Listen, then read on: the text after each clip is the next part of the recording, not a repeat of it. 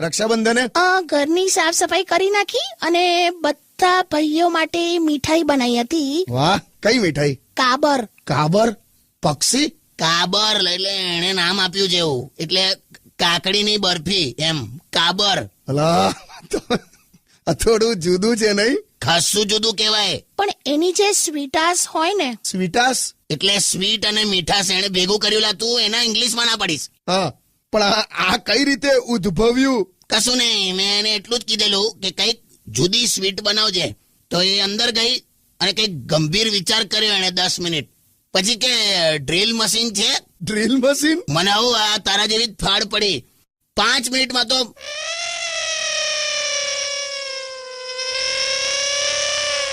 આવો અવાજ આવ્યો.